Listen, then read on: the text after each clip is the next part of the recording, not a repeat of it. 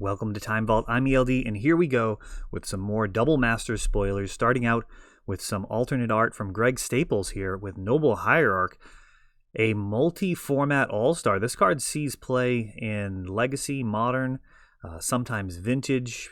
It is really, really exceptional. It is tough to one-up a classic like Birds of Paradise, but Noble Hierarch is actually better in the decks that run it, and of course any type of ramp tends to be welcome in Commander as well. This will be a interesting test with all of these alternate art cards to kind of see where they fit in the market. We've seen box toppers, we've seen expeditions, we've seen different premium versions of cards, judge promos over the years, and ultimately the market decides which ones end up being kind of the most in-demand versions, and we will see how this one goes, along with all of the ones from this set. We got Brea Ethereum Shaper, a reprint from the Commander, I want to say 17? I think it's 17. 4-color Commander, just missing green. Makes sense, given that green is kind of Artifact's arch nemesis, and a whole bunch of abilities on here, making it a fun card for Commander tables. Not the spikiest of commanders, but you can definitely do some pretty crazy stuff with her, and a decent body as well. A lot of the commanders tend to be on the smaller side, and 4 for 4 is a reasonable card when things are going sideways. Thirst for Knowledge. This is a card that I have all sorts of good memories with. Thirst for Knowledge, if you can believe it or not, was actually one of the core cards in Vintage for a while. This was the premier blue draw engine, and largely revolved around thirsting powerful artifacts into your graveyard and recurring them. Now, if you weren't able to do that, you still likely had tons of artifacts in the form of your mana base, your moxes, mana crypt, mana vault. All of that can be discarded to make sure you're netting card advantage. But best case scenario, you're throwing something like a Mindslaver into the graveyard and then returning it with Goblin Welder. We've already seen Trash for Treasure in this set, so may be able to kind of relive the glory days of Vintage Control Slaver, depending on what type of other artifacts we have in this set. And back in the day, we also used to have Pentavis, which would allow you to essentially go infinite with multiple welders, where you'd actually make tokens and then turn those tokens back into Pentavis and Mindslaver. It was good times. Taking people's turns is one of the more ridiculous things you can do in Magic. I believe it actually might have started as an ability. I don't know if it actually made it into print or not, but it might have been a ability that they eventually put into a real Magic card. I think I read that. That might be a widely believed myth. Path to Exile. I'm actually not thrilled with this printing, and I haven't got to play it, so maybe this is just an awesome inclusion for Limited, but my feeling is on cards like Path to Exile that already have a massive supply, a reprint like this tends to just incrementally devalue the cards that are in existence. Now, it's probably not going to completely tank it. There's already a huge supply. So, I mean, if Double Masters is like an insane print run, then yeah, this will absolutely tank things.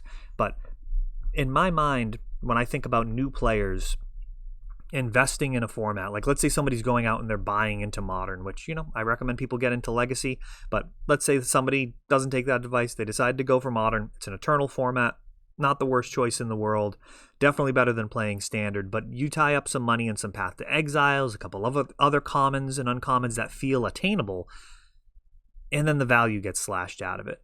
And I'm not a big fan of that. I think you have to balance the players that are already in the game with the players that are coming into the game with the players that you don't have yet, because honestly, nobody wants to be on board a train where, maybe Path to Exile starts at 10 and then it goes to 5. Well, once you have them at 5, you don't want them to go to $2.50. You don't want them to go to $1. You don't want them to go to 50 cents. So devaluing cards does have a cost, and I just, at an uncommon like this that already had a huge population, I'm just not thrilled with the printing. Skittles, Skithiryx the Blight Dragon. This is kind of a polarizing card for Commander. It is really powerful. It's able to get people out of there in a hurry. Of course, it has haste, and it's difficult to deal with because of the regeneration, but the big line on this card is the Infect. Slapping a piece of equipment on this guy can end things very quickly. I've seen just one-shot kills with this guy before, and it's something that people generally don't love. I will say in Commander, if you're not worried about the other people at the table having fun, well, you're playing it your way. Maybe you've got a group of friends that are okay with that, but a lot of the time people in Commander are kind of pulling punches, so to speak, and things that are a little bit too insta-death are kind of frowned upon.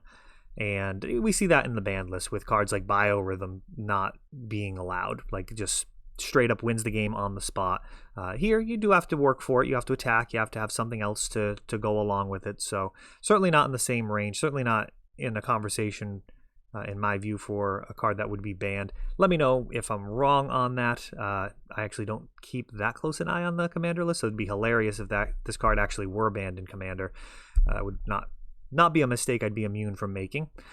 Doom Necromancer, 1 black mana, tap it, sack, return a creature from your graveyard to your battlefield. Has some synergy with that Thirst for Knowledge, though ideally with Thirst you are actually getting some card advantage and not just cycling through your deck. Doom Necromancer, that tap really slows it down. This has never really been worth very much, and I think, you know, it's kind of bad in every direction. Like, it's got these upsides that are kind of balanced against the rest of the card. So at 3 mana, I mean, that's a bunch. You're basically paying 4 mana to return a card from a graveyard, which is nothing special. But it also comes into play, and you have to wait a full turn in order to use it, which makes it vulnerable to removal. And, you know, then you're paying 3 mana for this for a 2/2, which isn't great stats. Overall, this card, in my view, kind of misses in every direction. And some people will have fun with it. Some people will jam this in a pre-release event or just in their casual deck or whatever and try and have some fun with it. But there's so many ways this card can go wrong. Not the type of thing I personally enjoy sleeving up. Dark Confidant. I love this card. The art is really powerful here. We've got kind of a nod to Wormtongue from Lord of the Rings. We've got this elderly person, which is kind of certainly not the subject of the picture. The subject is definitely the Dark Confidant who is looking directly ahead at the viewer. And, you know, the audience of this card really kind of connects, I think, for many people. When they look at that Dark Confidant, they just know that he knows that he's up to no good.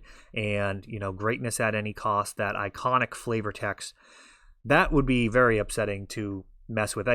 In general, I don't love when they play around with the invitation art. I actually like, you know, the Bob Mayer original version quite a bit as well. The promo version I'm a fan of.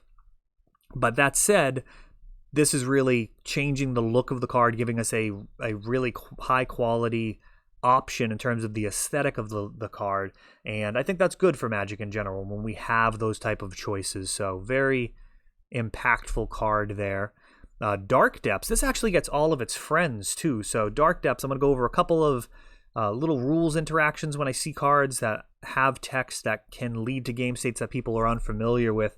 Let me know if you guys like or dislike this, but Dark Depths most commonly is going to see play alongside Thespian Stage and Vampire Hexmage. And those are actually included in this set. We see here the Hexmage getting reprinted with the same art, a creature that's also good at removing planeswalkers, and then the Thespian Stage, the most common target for Thespian Stage being a Dark Depths. I do enjoy turning it into a basic land in response to an overzealous wasteland. That is always a very disappointing, teachable moment for people when they try and preemptively take out a Thespian Stage with a wasteland, and it is suddenly a basic land countering their ability. But to get back to this Dark Depths, the way this combo typically works is you use your Thespian Stage to target your Dark Depths, then the Legend rule happens. So you have 2 Dark Depths in play, and you've got a state trigger on the stack for the Thespian Stage to be sacrificed and create a Dark Depths. You're going to, Merit Lage, you're going to sacrifice the original Dark Depths. Now you have the Thespian Stage Dark Depths with 0 counters. That is the time that you want to respond to this deck. There is a state trigger on the stack, which will allow you to use something like a Wasteland to destroy it, because the way that state triggers work is they will not be placed back on the stack as long as there's a copy of the ability on the stack. However, that does not work out with Stifle. One of the most brutal judge calls I've ever seen was at a tournament, I think it was Gen Con, maybe Origins, somebody asked, hey, can I stifle this Thespian Stage Dark Depths trigger? And the judge just said yes. That was it. And it's true. Like, you can totally stifle that trigger. However, the trigger then immediately is placed back on the stack because you still have a Dark Depths with 0 counters. So the person played their stifle and then proceeded to just lose to a 2020. And they were very upset because they didn't understand the situation, which is part of the job of a judge, is to make sure that people understand the rules. Really difficult to do, given that you also can't be kind of coaching people into making optimal plays. So, I mean, I have empathy for the judge in that question, but that's not a place where you want to be terse. Like, you definitely need to give a little bit more than just a simple yes or no answer on a question like that. So Dark Depths, very tricky, something that you definitely will catch people with. If nobody in your metagame is playing with Depths combo, you will pick up extra points when you're first running it, because you'll go to activate a Thespian Stage targeting Dark Depths, and they'll just use their Wasteland then. They'll just kill the Dark Depths, which will counter the Thespian Stage's copy ability, but you don't get 2-for-1. You still have your Thespian Stage, so if you manage to get another Dark Depths down, you're right back in the game. So ideally, you make sure you get your 2-for-1, you set them back 2 land drops, and then you use that opening to go on to win the game. Forests by Noah Bradley. I believe there was some controversy around this artist. I try not to pay too much attention to a lot of that stuff. I'm not going to comment on it here. I think people's leisure activities don't need all sorts of drama around them, and I think that for the most part you can separate art from an artist. So hopefully we just don't end up in a place where Wizards of the Coast starts banning cards because the artists are not representing the type of moral character that they're looking for. I'm not a fan of censorship in general. I'm curious how you actually pronounce this. This looks like it could have a little bit of a extra market value, because this is a somewhat comical pronunciation, if you butcher it, of Crop Rotation. This is the French version. And yeah, I mean, maybe I'm just a 12-year-old here, but that's kind of comical. The more exciting element of Crop Rotation is the box topper here. What gorgeous art. I've seen the original up for sale on Facebook. It's almost a shame to see how this card looks on the card versus the original art. The original art has so much more in the foreground, just beautiful. I was going to say amber waves of grain, but I mean, that's a little too patriotic there. It is beautiful. The foreground of the card creates this composition where your eyes are drawn to kind of see the whole composition, and then you kind of see this crop rotation where these crops are being sowed by this ent or tree folk, since this is magic. So this box topper, we'll see how in demand it ends up being. The original foil crop rotations are super, super expensive, and they have a contender now. I think Urza's Legacy foils are pretty sweet, though. That is actually the first foils ever made, so there's some history there. Council's Judgment, and here we actually have a beautiful full art version here and borderless version, and I love how this actually is more clearly evocative of the Ghost Council of Orzhov. We've got the Orzhov symbol right in the middle of the card, the Ghost Council behind it, and I am a big fan of this. I think they did an awesome job connecting with the lore with this card and Atraxa. Atraxa's staff was more subtly a Phyrexian staff in the original, and in the reprint it makes it much more obvious to people. If they were not as familiar with the Phyrexians, it really drives home the point. It's like, oh, it's that Praetor. Okay, let me dig into this lore a little bit more. I would not be surprised if many people had no idea that Council's Judgment had any allusion whatsoever to the Ghost Council. Wrath of God has been printed many times with many different art, and this is this is going to be some people's favorites, which is what I've been talking about. I really enjoy the fact that they're doing high quality art. It was the one kink in the armor as far as I'm concerned when we're talking about the game of Magic the Gathering. Forgetting about Wizards, forgetting about all of the issues that they may have, the game itself, if you don't have Twitter and you're not aware of all of the behind the scenes stuff, the game itself, main weakness in my opinion over the last few years was actually the art. That's really the only axis that I could see. Meddling Mage, another invitational card, and a 4 of in my current Cephalid Breakfast list. So this is coming back. There's actually a kind of Avatar The Last Airbender style showcase piece, which I'll get in the next one. And that's back to Noble Hierarch. So yeah, right before I did this video, I saw the extended art on Meddling Mage. So we'll hit that one with the video tomorrow. And yeah, that is it. I was going to mention, it's actually my 14th wedding anniversary. I would love some thumbs up for that and greatly appreciate it. Probably should have mentioned it to the front of the video though. If you're still with us, thanks for watching and we'll see you tomorrow.